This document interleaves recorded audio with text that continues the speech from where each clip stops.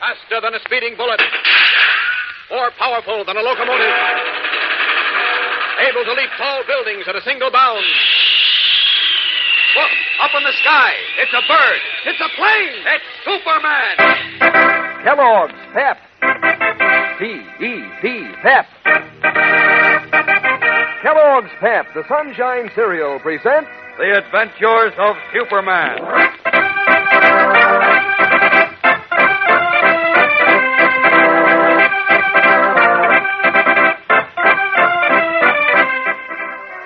Today, the lax policies of weak-kneed Governor Wheeler backfire in his own face as he stands trapped, facing the menace of a loaded revolver held by George Latimer, political boss and man of hate.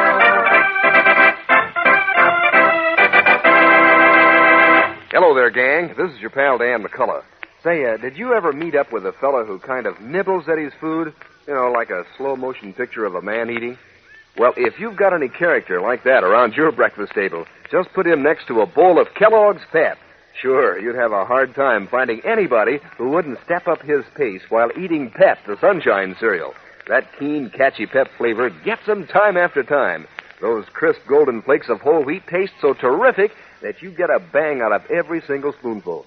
And say, who wouldn't get a bang out of those swell Pep prizes? 3 different kinds of prizes, one or the other in every package of Pep you open. For instance, you may find one of 24 keen bird pictures in gleaming bright colors with a full description on the reverse side to help you spot these birds in the air. Or you may find a colored cardboard model of a fighting plane. And all 7 model planes in the series are collector's items. Or your next Pep prize may be one of 18 bright-colored comic buttons picturing characters straight out of the funnies. So ask Mom to get you a supply of Kellogg's Pep and look for your prize inside the package. And now, the adventures of Superman. Admitting that he had practiced racial and religious discrimination in awarding state jobs to war veterans, Governor Wheeler confessed to Clark Kent that he had done so at the command of Big George Latimer, the state political boss. Convinced by Kent that Latimer is not only interested in spreading hate and intolerance, but that he is a murderer as well, Wheeler agreed to help trap Latimer into a confession. Kent installed a microphone behind an American flag in Wheeler's library, attached it to a recording machine, and left before Latimer entered the room. But to Wheeler's amazement, Latimer strode to the flag and ripped it from the wall, revealing the microphone.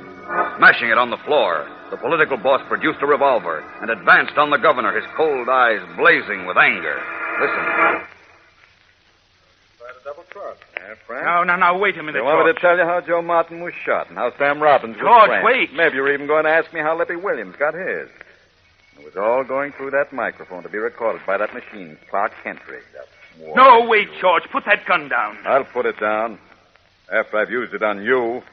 You rotten double-crosser. George, please, listen. Listen to what? You trying to lie out of it? No, I'm not going to lie. I'll admit everything. I did try to trap you. You're telling me. I knew something was cooking the minute Briggs phoned me that you'd called Kent and told him to come over here tonight. Briggs? He phoned you? Of course.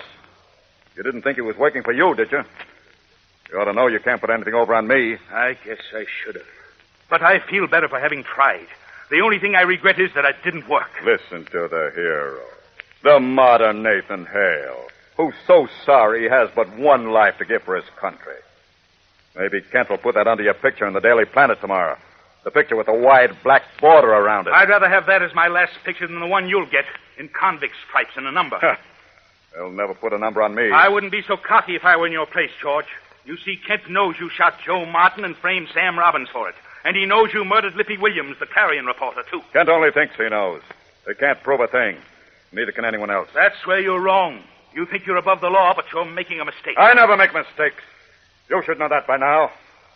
You should have known better than to talk to Kent in the room where there's a fireplace, too. Fireplace? What do you mean? What, sucker? Briggs, Yes, Mr. Latimer? What? come down here. Yes, sir. You see, Frank, the flue goes up the wall through the room above. All Briggs had to do was sit up there and listen to your conversation with Kent. Oh. You were a fool to turn on me, Frank. You were doing all right. I'd already made you governor.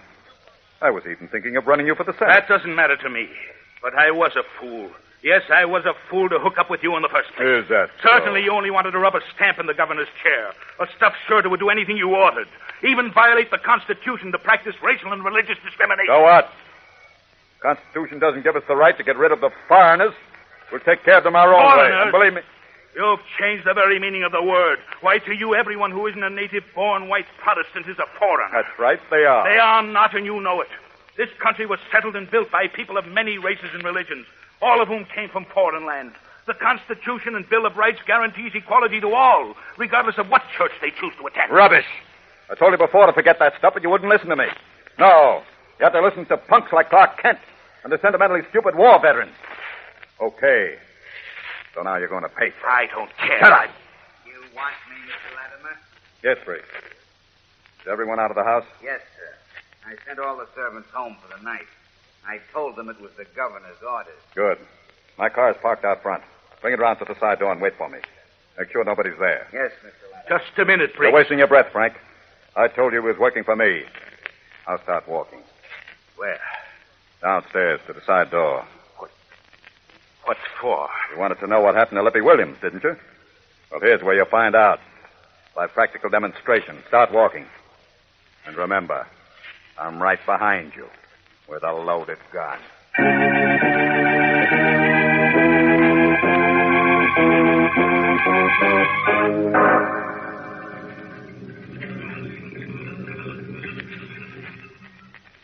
All clear, Briggs? Yes, Mr. Latimer. There's not a soul on the ground. Good. Open the rear door of the car. Okay. I'll come over here and give me a hand with the governor. Where is he? Right here in the hall. On the floor. Where? Uh-oh. He fell down the stairs. Oh, yeah? Did you see what happened, Briggs? No. No. All right. I said he fell down the stairs. Do I have to make myself any clearer? No, of course not, Mr. Latimer. Good. Take a seat. I'll take him under the shoulder. Okay. Quick. In the car. Wait. Yes, sir? Who are those men outside the gates? Charles Street. Oh, those. War veterans. Picketing. This time of night? Yes, sir. They showed up earlier this evening with big signs reading, Governor Wheeler discriminates against veterans. We were good enough to fight for our country, but not good enough to get jobs. Stuff like that. Oh. More of those foreign radicals, huh? Well, they're not all foreigners. Just as bad if they stand up for them. Wait a minute. Gives me an idea. Put the governor down, please. You mean right here on the ground? Yes, right here. Somebody might show up. You bet somebody will show up. But, Mr. Latimer... Listen, get into my car and drive it back in front of the house. Back in Then- front of the house? Yes, then... But I thought you were going to I take... changed my mind. I'll stop interrupting and listen. Park my car in front of the house. Then walk back through the grounds to Charles Street and tell the veterans Governor Wheeler wants to see them. Here, the side door. Yeah, but... Don't ask questions. Just do as I say. Then come upstairs to the library and I'll explain. Hurry up now. Well, okay, you're the boss.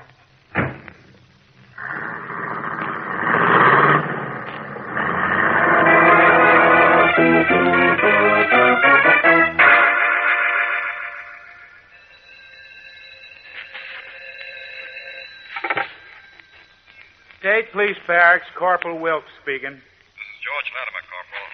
Big George Latimer. Oh, yes, Mr. Latimer. I'm afraid Governor Wheeler's in trouble. Can you bring a detail of your men to the executive mansion at once? Why, certainly, sir, but what's No wrong? time to explain now, Corporal. Hurry. Come to the side door. Okay, Mr. Latimer, we'll be right there. Hey, Ross, Hanley, Kames, on the double. Something's wrong at the governor's mansion.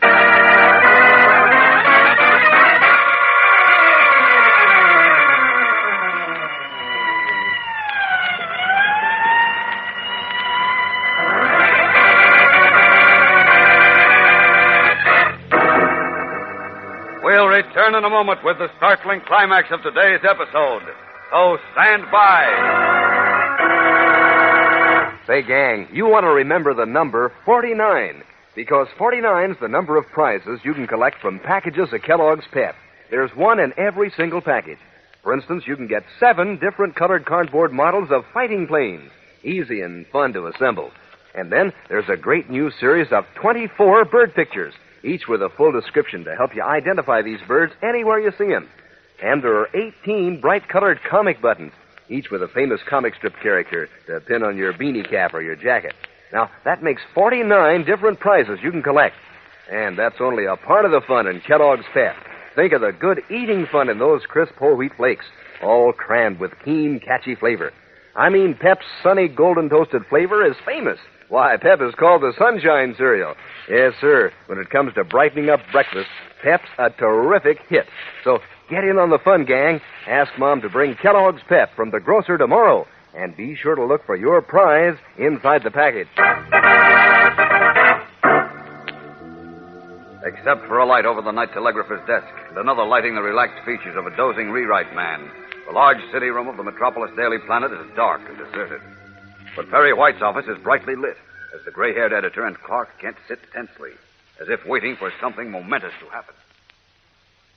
Maybe you ought to call the governor, Kent. No, Chief. Latimer might still be there. Yeah, but it's after midnight. Patience, Chief. Governor Wheeler said he'd call the moment Latimer left. Okay. Oh, if only this works. You're sure the recording device was okay? Well, Candy Myers said it was the last time he used it. Didn't you test it? I didn't have time. I only had 5 minutes to get from the governor's mansion to Candy's house and back to the Capitol. What? 5 minutes? But how... The governor should have called by now. What did you say, Chief? You said you only had 5 minutes to get from the governor's mansion to Candy Myers' house and back. That's at least 6 miles each way. Did I say 5 minutes? You certainly did. You couldn't have made the trip both ways in less than an hour. Couldn't I? Of course you couldn't. Now look here, Kent, Oh, what am I wasting time on nonsense for? Oh, what a story this'll be. If you know what you're talking about, I mean. Don't you worry about that. Big George Latimer, publicly branded an intolerant hate monger and a murderer. It's almost too good to be true. Oh, why doesn't the governor call? Yes, come in. Oh, hello, Eddie. Hi, Mr. Kent. Look, this flash just came in on the teletype, Mr. White. The telegrapher said you and Mr. Kent were still here, so I thought I'd better bring it empty. Yeah, let's see it. There you go. Good Godfrey. What? What is it, Chief? Here, see for yourself, Kent. Look. Metropolis Police Headquarters reports Governor Frank C. Wheeler is near death. What? Read the rest of it. Near death following an attack by several war veterans, all of whom have been captured by state troopers who were called to the scene by Mr. George Latimer. Great Scott, what does this mean? His eyes bulging, Clark Kent stares at the teletype flash and repeats the startling words. Governor Frank C. Wheeler near death following attack by war veterans. What can this mean? For one thing, Clark, it means that Big George Latimer outwitted you, and at the same time dropped another bombshell in his war against the ex-GI's attempt to break his political stranglehold on the state government. Now, how can you prove that Latimer shot Joe Martin, sent Sam Robbins upstate to be lynched, and murdered Lippy Williams, the Clarion reporter, in his vicious campaign to heap fuel on the ever-smoldering fires of bigotry and intolerance? Knowing that Kent is Superman, we can be sure he won't admit defeat to the forces of hate. And Monday he does do something. Something truly amazing that you won't want to miss. So be sure to tune in.